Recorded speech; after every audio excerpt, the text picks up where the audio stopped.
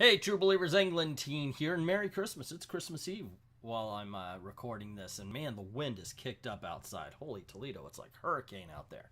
Anyway, tonight, boom, Evil Dead 2, A Merry Deadite Christmas. We're going to be reviewing that. It started off as a digital only, so I'm going to go through the whole story. We're going to check it out. Well, this isn't just a review. We're gonna check out the whole story. You can win this comic book, so stay to the end of the video to find out how.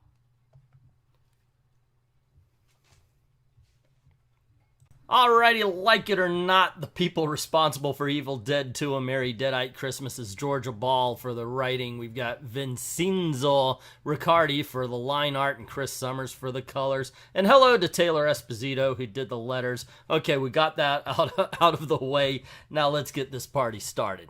It's the most wonderful time of the year, but maybe not for Annie Noby as she's walking down the street with Ash Williams. I can't believe tomorrow's Christmas Eve. Maybe I should have released this yesterday. Already, with all the sending demons back to the pits of the fire and whatnot, the holidays really crept up on me this year. Kind of weird you're spending it with a guy cloned from a hand instead of your family. She looks at him angrily. We see Ash going, "Oh, right. Your parents are in hell. Your ex-boyfriend, too. My bad." You're making that pissed off face again. This is related to that sensitivity thing we talked about, isn't it? And then they're back at the hotel, and he's saying, and he's still bummed about her parents. Probably shouldn't start bringing that. I should probably, let me try that again. And he's still bummed about her parents. Probably should stop bringing that up. Okay, kids, let me give you a little nickel's worth of free advice, as they say. I've been married for quite a long time. Don't do that, by the way, what he's doing. You got to keep bringing up the dead parents. You got to keep them on their toes. If you are a gentleman once, they expect you to be a gentleman twice, and more so all throughout your life. Also, by the way, if they ever ask you to do laundry, leave a red sock in with the whites at least once. And when they ask you to cook dinner, make it the most spicy chili. And then they never bother you about any of this crap again. Of course, I was separated from my wife for 7 years, so take that with a grain of salt. So while Ash is brushing his teeth, he gets a little bit of a visit from a ghost. Excuse me? No spiritual communication during my private time. Not cool. I'm sorry, my timing is always the worst. It's just that I really need help from a professional expert like you, Ash.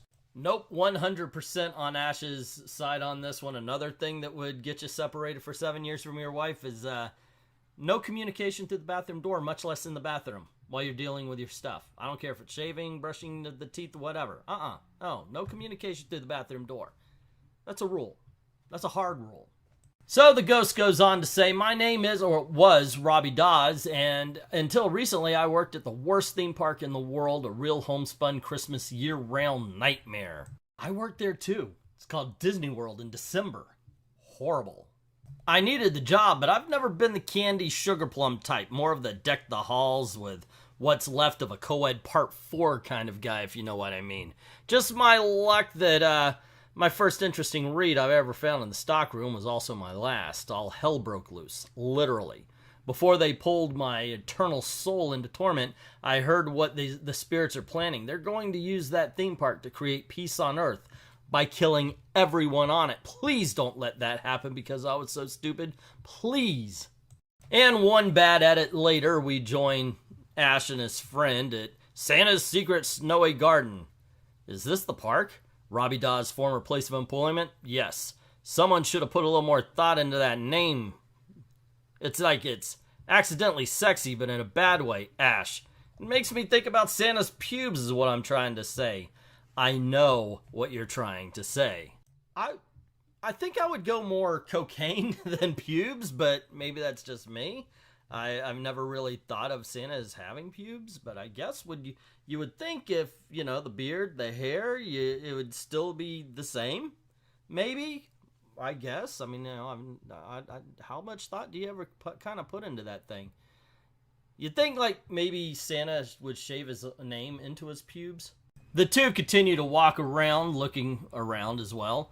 Unfortunately, name aside, isn't it kind of quiet for a Saturday? They should have opened hours ago. I'll ask a guy.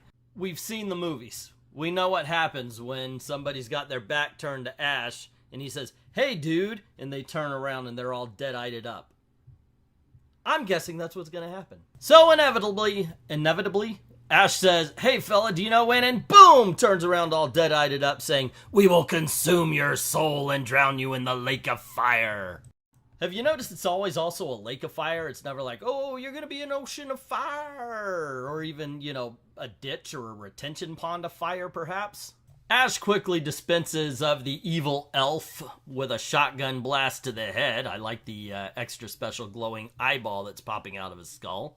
Merry Christmas, ladies and gentlemen. Right out the gate, huh? The service in this park is going to be very disappointing. She hears a noise. Do you hear a child cry?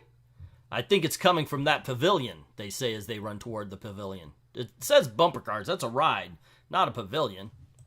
And they enter, and yes, we know where this is going. Oh, look at the cute little dolly. Ah, death doll. False alarm, it's a Chewy Charlotte doll. Little girls used to get their hair caught in these things. Your mama got her hair caught in Chewy Charlotte doll, but it wasn't the hair on her head. There are a lot of pube references in this comic book for being a Christmas comic. As a matter of fact, for being a Christmas video, I think this may be the most I've ever referenced pubes before. So she throws the doll away, saying it has Ash's sense of humor, and Ash is like, wait, that doesn't sound like crying kids. You know, I've been here, I've done that, I've seen evil gingerbread men coming in bumper cars that want to run me over and take my soul. It's a sad situation to find yourself in, but it's not very uncommon. So naturally, they run away, they dodge, they try to get away from the evil gingerbread men in the bumper cars. And for some random reason, even though she didn't look like she was in too much trouble, Ash is like, "I'm coming, Annie!" And I think they're going to do that thing where they jump away and then boom! This is a very predictable comic book, by the way. Oh no, wait, this is one of those less than 2% chance of me being wrong. Gingerbread axe in the head. Poof, axe to the face. That is a lot of wasted gingerbread. Okay, I'm not going to make anything out of the fact that the sound effect on the previous page was squirt squirt and here it's poke poke. Just saying. But it was Ash who was poking the young lady to show him that, hey, there's kids here and we're not alone after all. To be continued. Alrighty, so part 2 begins with Ash and the young lady. I still need to know her name. Talking to the kids. They're just a couple of kids. I'm Annie, and this is... Okay, her name's Annie. And this is Ash. Are we sure these are real kids? We've been fooled before. I'll test them. What's the fastest way to remove a parental block from the internet? Download a keylogger and use it to track their override password, then check the text logs when they're not home. Duh. On the other hand, I think it would have been cooler to see him test them like if it was a witch trial. Let me shoot you, and if you don't turn into a Deadite, I was wrong. But instead, Ash says he would have accepted blackmail as an answer, and the boy introduces them. I'm David, that's my sister Colette. The girl asks, or Annie asks, where your parents are. He says, Uncle Charlie brought us, pretty sure he skipped out when the shit went down. And the young lady says, same as we would have done if Genius here didn't think he could handle things. And Ash asks him, so how is that working out for you? And he says, hey, we're still here. And Annie says, I don't know where this evil infestation is coming from, but we'll have to come back later, and we've got to get these kids safely out of the theme park first. So they begin to make their way out, and the little girl says, I think there's an exit that way through the Sleigh Bell Snack Bar. And Ash is saying, let's cut through here. Annie sees a doll impaled on a reindeer's face, or antler, excuse me, and the reindeer's face looks evil, and she says, what does that remind me of? Glad you asked, Annie, because the reindeer, his face, reminds me of the Evil Dead 2 with the laughing kind of thing. Don't know why it would remind Annie of that, but also the doll impaled on the antlers reminds me of Silent Night, Deadly Night, because Leanna Quigley gets her topless torso impaled onto deer antlers. Yeah, I know things. So Ash begins to chomp on some fries, and Annie's like, really? Food now? And little girl says, that is so unsanitary. And we see the little kid looking off, guys. And you gotta ask yourself, how did everybody else not notice all of the giant evil monster candies lining up like that? It's not like they were in a shadow and he's like, look over in the corner or anything. They're like right by the front door. So everybody gears up to fight, Ash saying when you're attacked by food, you need the right tool for the job, grabbing a fork and what looks like a big-ass butcher knife. He stabs what looks like one of those soft cookies with the pink icing in the eye with a fork and step back or get sporked. And it falls to the floor while the candy cane grabs him around the neck. Annie decaps what looks like, I don't know, what would that be? A chocolate covered cherry with a cherry on top? And it looks like a gummy bear being sliced in half. Annie saves Ash from the candy cane and we see a Christmas tree. Thuck, thuck, thuck, thuck, thuck. Get the kids out of here, Annie. The Christmas tree grabs Ash and says, once we've stopped you, we could take over the world. And for some reason, her, or is it here? I don't know what he's trying to say, but Ash is like, Robbie? Recognizing the voice of the tree is the same as the voice that visited him. And as they're running out, the little girl says, is Ash going to be okay? And Annie says, if I know what that meathead like a donkey. Let me try that again. If I know that meathead like I think I do, he'll pull off a miraculous escape we won't even get to see. And of course we see Ash running up going, Robbie Dawes set us up. That little nerd was working with the dead all along. Nerd. Didn't Robbie tell you he's really into horror movies? Something like that. I wasn't paying attention. Half the time when people talk, I just hear blah, blah, blah. And he says, I've been seeing references to Christmas horror movies all over the park. And in almost all of those movies, there's only one big bad. Santa Claus. I think I know where we can find him. So those really were references to those movies. It would make sense. Although the only other reference I saw, after I read that panel, I went through it again, and it really seems like the Gingerbread Man. I saw that one. If you've seen any of the others, let me know in the comments below. So the troop, I was about to say the troop and kind of went with crew, kind of messed up, are headed towards Santa's workshop, and we see Robbie. What took you guys so long? We were getting worried, and we see all sorts of toys. Now, this would be cool if they had some sort of, like demonic toys reference or something along those lines. I think there was a missed opportunity. But then again, demonic toys wasn't an evil Santa Claus Christmas movie.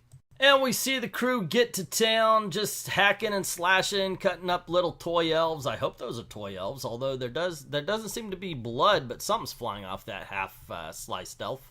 The giant teddy bear falls on Annie, and apparently she just cut her way through the middle. The teddy bear apparently didn't do anything else, just jump. Like, that doesn't look like we're fighting. What's weird is the rocking horse, one is biting the kid to ill effect, while the other one is kicking. Is her plan to kick it on the side? You gotta hit it with your body. You're not gonna knock it over. You weigh like 5 pounds. Annie climbs to the ceiling, saying some, I guess this is the incantation, Kandar oh my gosh, evil's coming through the window. Kandar Agat Vot Agath, and we see Robbie with some skeletal reindeer. Keep talking, Annie, all you're doing is increasing my power! She continues the incantation, and as she says, Nagathat, stabs Robbie into the heart with her knife. And that pretty much does it. We see Robbie's glasses fall off the ceiling, and next panel, everybody's like, Silent Night. Oh wait, that's the Bon Jovi. They're probably not singing that one. Point being is, this is a quick wrap-up, gang, because Ash is going, how's this for a warm and fuzzy memory, kids? Kind of gets you right here. And the boy is saying, I wish every day could be just like Christmas. Dude, you are a sociopath. That's all I have to say about that. All right, so how was it? It was all right. It was pretty good. I liked it. Fun. That's definitely the word for it. Not exactly the most deep story I've ever read. Its quick ending and such kind of leads to that, I guess, that kind of a review. But it's cute. It's an easy read. I enjoyed it. But it can be yours. It can. So all you have to do is be a subscriber and comment down below. And what I want you to answer here, the question I want you to answer, what do you think Santa would shave into his pubes if he had to shave anything? Yes, I went there. Alrighty, so let me know in the comments below. Also, don't forget to click like, share, subscribe, ring the notification bell. You know the drill. Make sure it's set on all, because subs mean very little. It's good to have them, but we need that watch time and those notifications. Also, if you don't mind helping out the channel, go on over to Patreon, Ko-Fi, links in the description below as well. Drop $1 in the till, helps keep the lights on, helps keep making videos for you. Thank everybody who's already done that, and to everyone, all of the true believers, Oops, I forgot one thing. The winner of the last video. Congratulations goes to Jim Sorensen. Thank you very much for commenting. And so I will have that book out to you, Hitman, the Hitman Christmas comic. I hope you enjoy. And now to everyone, all of the true believers, thank you very, very much for watching. And here are the credits with Christmas music.